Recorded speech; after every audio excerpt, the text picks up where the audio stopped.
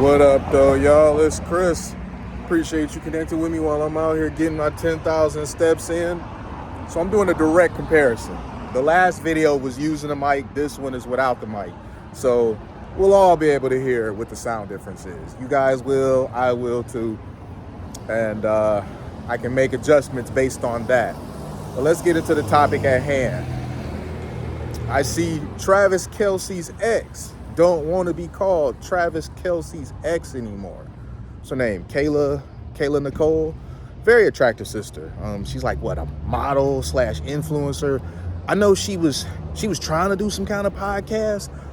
I don't know how well that was going for her, but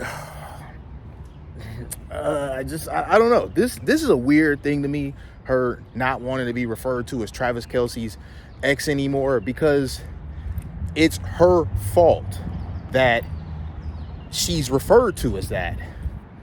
Let me explain. Compared to him, she was relatively unknown. I mean, yeah, she got out there in the model scene and whatnot, and, you know, she's very much a bad boss chick, all that sort of stuff, but nonetheless, in terms of like public exposure, she wasn't quite there yet. She was a relative unknown. Her largest claim to fame, if you want to call it that, was being his girlfriend. And, you know, she had the whole black girlfriend effect. In case you guys have never heard of that, I'll explain that real quick. You got white guys that they get with a black woman, and the black woman starts dressing him a certain way, getting his hair cut a certain way, just basically trying to turn him into a white guy impersonating a black guy, so to speak. But sisters absolutely love this. And I find it to be hilarious, because for all of them that swear they don't like white guys, now this isn't me saying this is them. For all of them to swear they don't like white guys, they don't find white guys attractive, when there's a sister that's doing this whole black girl effect stuff, black girlfriend effect stuff with a white boyfriend, they absolutely eat it up. So yeah, she had that whole thing going on, and she seemed to enjoy it. They broke up for whatever reason. Rumor was she left him because he wanted her to split the bills. Maybe that's true, maybe not, I don't know. That's what was going around though. And she just couldn't keep her mouth shut. That's part of the problem why she's now more known, and why she can't detach herself from Travis Kelce. She went out. She made some kind of statement. This was after him and Taylor Swift got together. She made some kind of statement and released that to the internet, talking about, you know, black girl, don't be deterred and all that sort of stuff. Whatever. And then on that podcast or whatever that she does, she doubled down on that with another statement of the like, or maybe even the same statement. I don't know. But you keep going back to the well talking about him.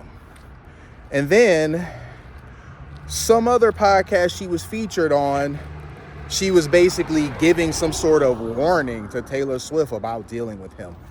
And that's when I started to think, lady, you are acting like a bitter ex. You are not acting like a woman who chose to leave him and you up for it. You acting like a woman who got dumped and you are still bitter about it. Like he living in your head rent free at this point, to where you're now sending overt messages at his current girlfriend. Why do that? If a woman is done with you, she's done with you, okay? She's not going to be doing all this. She's not going to keep bringing you up whenever she gets in front of a mic. Then, if all that stuff wasn't enough, when they lost the Super Bowl, she made sure to be there, cheering on the fact that they lost again. This is you connecting yourself to Travis Kelce and you're still acting like a bitter ex. She also mentioned the fact that the different, wives or whatever of the Kansas City Chiefs players don't really mess with her anymore. They don't really reach out to her anymore. And she didn't think that was right or something to that effect. You're not a wife and you're his ex-girlfriend. So it's kind of awkward. You know, that's like a really, I don't want to say close-knit circle, but it is a circle. And they don't really deal too much with people that are outside of it. So close or not, it's a circle. And once you're out of the circle, you're out of the circle. Still expecting to be getting invited to this and that and people to shoot you text messages or call you on Thanksgiving or whatever. After the split and you keep going out there in public trying to embarrass that man, it's just kind of silly. So you keep going above and beyond to attach yourself to this man, to draw attention to yourself using this man. And now that it's worked, but worked in a way that you're not happy with, now you're frustrated that people keep calling you his ex. Well, you all but guaranteed you forever be known as his ex. And not just his ex, his bitter ex at that. This man has moved on. He seems to be happy with his relationship with Taylor Swift. A lot of people are saying that, he's not the same macho alpha personality guy that he was before getting with her. I don't know. Maybe there's some truth to that.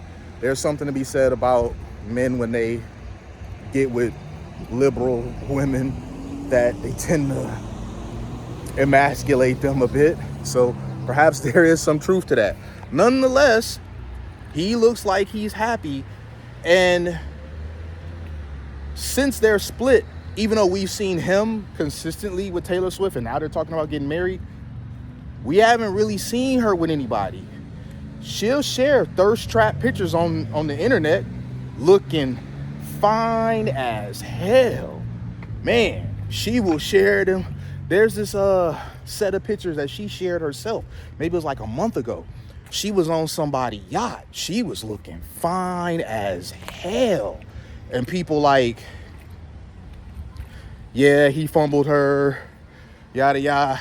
You know, there's things besides looks. Yes, she's a beautiful woman, stunning even. But you can kind of tell she got a bit of a bad attitude. And I'm not saying that Taylor Swift don't. Perhaps she does. But looks aren't everything. Character does matter. She does seem like he got a bit of a bad attitude, or she got a bit of a bad attitude. And that could have been a contributing factor of why they ultimately split and why he went back to Taylor Swift. When he got with Taylor Swift, all that black girlfriend effect, that stuff wore off real quick. He started doing the comb backwards hairstyle or the parted hairstyle. He started doing the state trooper mustache. It was no longer the beard. He started dressing different. So all that black girlfriend effect stuff, that stuff got scaled back real quick when he got with her. So I don't know, man. If you don't want to be attached to somebody, stop attaching yourself to them.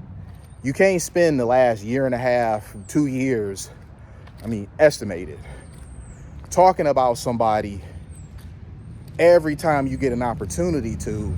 And now that the media always attaches you to him, you don't like it. That's all I'm saying. It's just, you did yourself a disservice by always talking about him every time you had a podcast mic in front of you. So I'm gonna leave it there though, y'all. I'm gonna go ahead and continue to get these steps in. I'll holler at y'all soon. Peace.